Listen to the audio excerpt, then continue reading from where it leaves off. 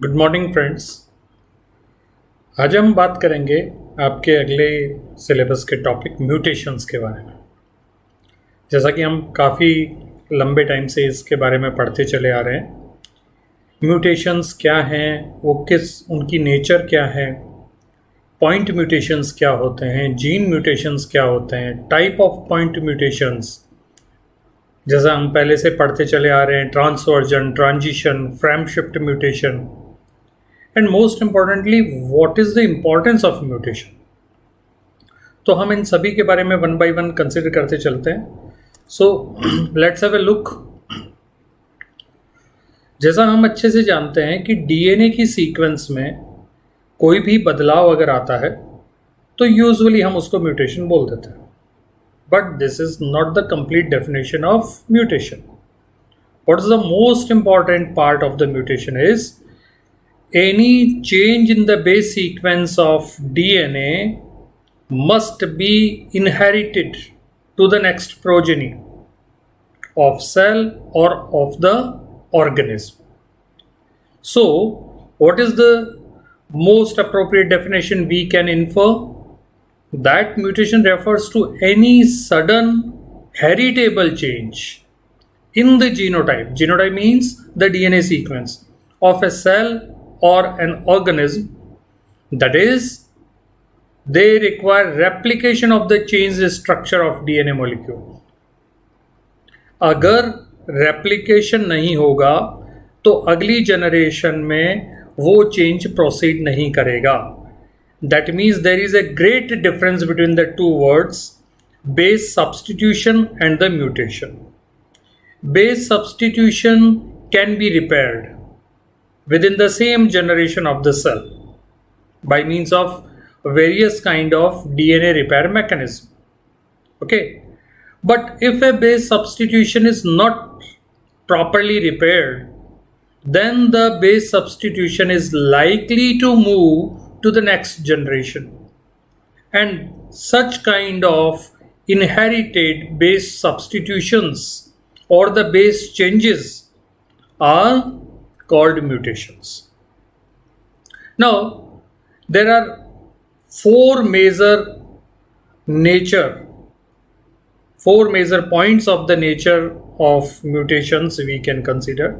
The first and important one is all the mutations are random. That means mutations molecular level पे होने वाला एक हादसा है जो कहीं भी किसी के साथ कभी भी हो सकता है। ये प्लान्ड मैनर नहीं है। अगर प्लान्ड मैनर में होता तो यूजुअली हम उसको, अगर कोई किसी की डेथ प्लान्ड मैनर में करते हैं तो हम उसको मर्डर कहते हैं।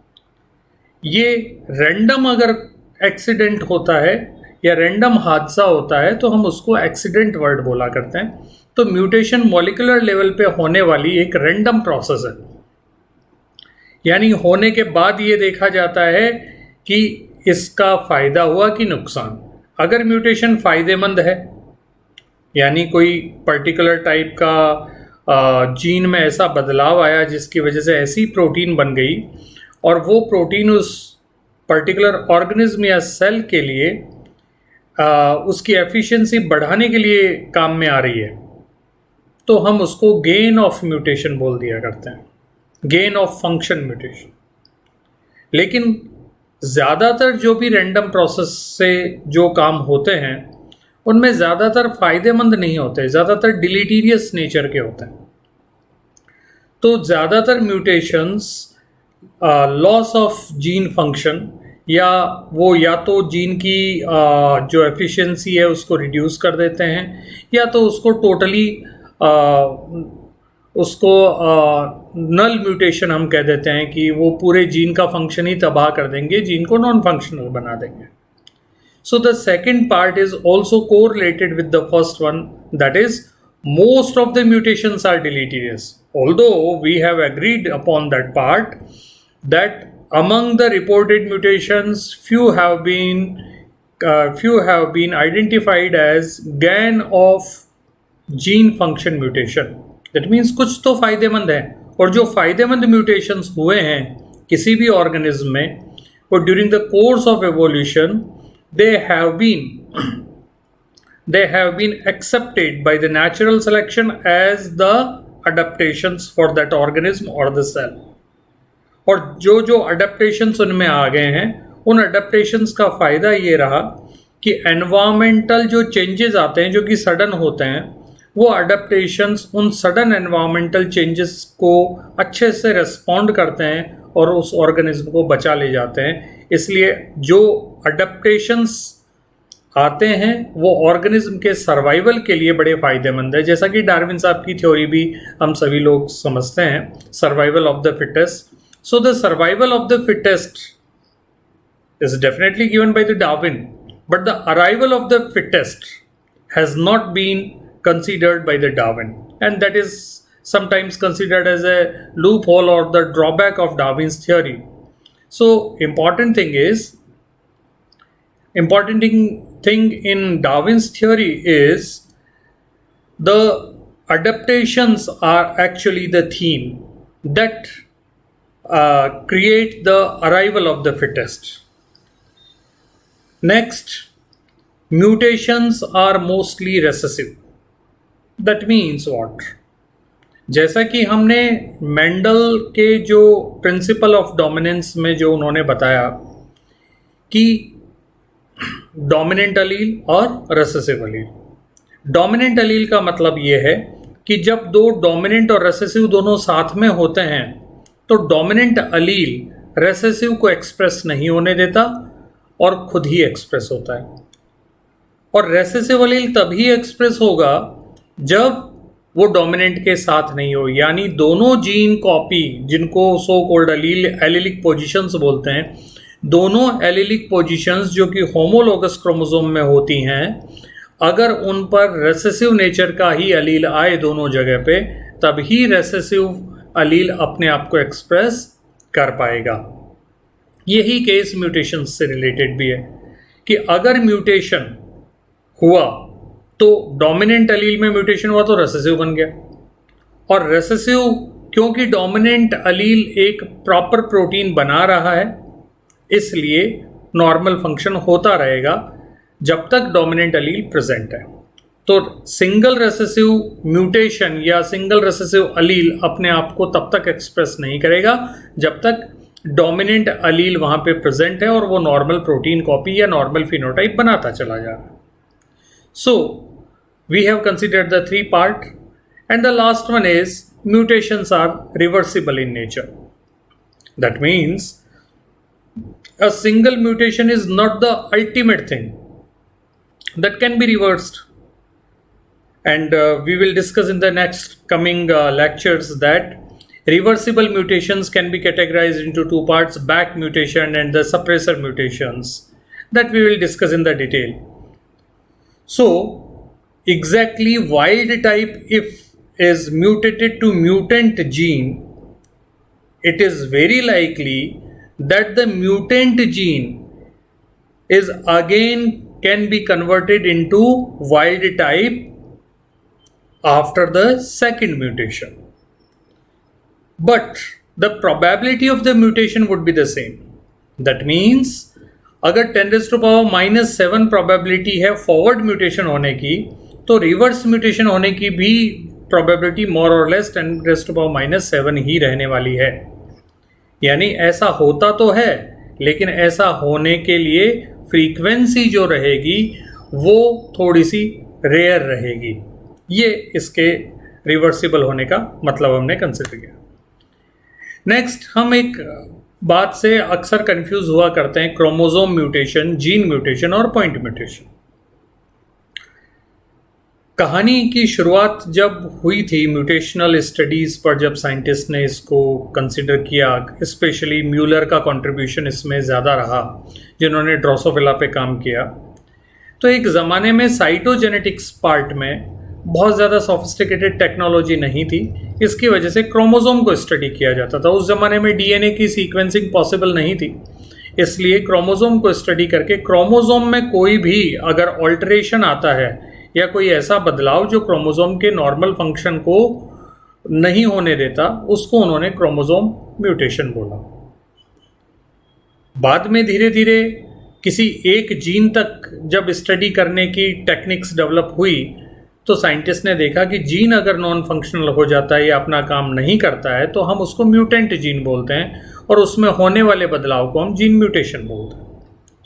फाइनली धीरे धीरे फर्दर हम डिटेल में पढ़ते चले गए, सोफिस्टिकेटेड टेक्निक्स आती चली गई और आज के दौर में हम ये अच्छे तरीके से जानते हैं mutations are nothing but the change in the base sequence of the DNA.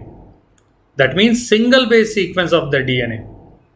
That is a kind of point. That is a single locus that can be mapped on the chromosome or the DNA. Such kind of changes are collectively known as point mutations. And point mutations include two categories. One is the base substitution and another one is the base insertion or the deletion. Okay, so the base substitution that we will discuss in the coming slide, that it is of two types, and these categories are called transition and transversion. And the base insertion or the addition or the deletion, whatever these are, they would terminate in a term that is called frame shift mutation. That is a most dangerous kind of mutations. Okay, so we will discuss all those point mutation in the detail, but prima facie we can think of one thing, that whether the mutation is a point mutation, whether we say that is the gene mutation, whether we say that is the chromosomal mutation, whatever we say, ultimately mutation are random process. That's why most of the random process actually reduce or eliminate the gene function, and thus they are categorized as loss of function mutations. And very rare mutations are actually enhance the gene function. That's why they are put into the category of gain of function mutation. इसका मतलब ये तय है कि ज़्यादातर mutation कैसे होते हैं, लॉस ऑफ फंक्शन म्यूटेशंस होते हैं। अब अगर पॉइंट म्यूटेशन फिनोटाइप में चेंज ला सकता है, ला भी सकता है, नहीं भी ला सकता है, जो हम वेरियस कैटेगरीज में आने वाले लेक्चर्स में डिस्कस करेंगे कि कुछ म्यूटेशंस ऐसे हैं जो होते तो हैं लेकिन वो फिनोटाइप में बदलाव नज़र नहीं आता, यानी वो प्रोटीन वो का वही बनाएंगे, जिनमें साइलेंट म्यूटेशंस की कैटेगरी को हम कंसिडर करते हैं, न्यूट्रल म्यूटेशंस की कैटेगरी को कंसिडर करते हैं, जो हम डिटेल में बाद में कंसिडर करेंगे।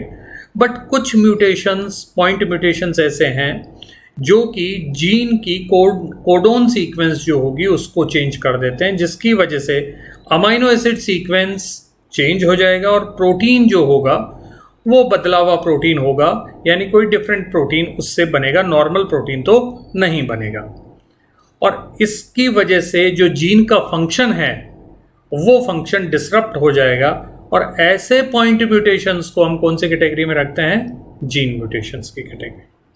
अब एक पॉइंट जो आखिरी में हमारा बच जाता है वो है क्रोमोसोमल म्यूटेशंस। आज के तारीख में क्रोमोसोमल म्यूटेशंस के बजाय एक बेहतर वर्ड काम में लिया जाता है क्रोमोसोमल एब्रेशंस, क्योंकि क्रोमोसोम में जो छोटे पार्ट में यानी सिंगल लोकेशन पे जो म्यूटेशंस होते हैं उनको तो हम पॉइंट म्यूटेशन बोल देते हैं। यानी लार्जर चेंजेस अगर है, फॉर एग्जांपल डिलीशन, एक बड़ा फ्रैगमेंट डिलीट हो गया है क्रोमोसोम का, फॉर एग्जांपल डुप्लीकेशन, वो एक फ्रैगमेंट डुप्लीकेट हो गया है, या translocation, that will deal in the different section of your syllabus. Okay, तो उनको हम कलेक्टिवली क्रोमोसोमल एब्रेशंस बोलते हैं। ये स्ट्रक्चरल क्रोमोसोमल एब्रेशंस थे जिनके अभी हमने एग्जाम्पल कंसिडर करे। न्यूमेरिकल क्रोमोसोमल एब्रेशंस जैसा हम सभी जानते हैं, यूप्लॉइडी, एन यूप्लॉइडी, मोनोप्लॉइडी, ये सब सारे कलेक्टिवली क्रोमोसोमल एब्रेशंस हैं। सो टेक्निकली इफ वी से mutation, that directly or indirectly refers to point mutations or the gene mutations. Now, there are basically two types of point mutations. As we have already discussed in the earlier slide, base pair substitution, and another one is the base pair insertion or the deletion. Now, what is the base pair substitution? If one base pair of a DNA is changed to another, it is called base pair substitution.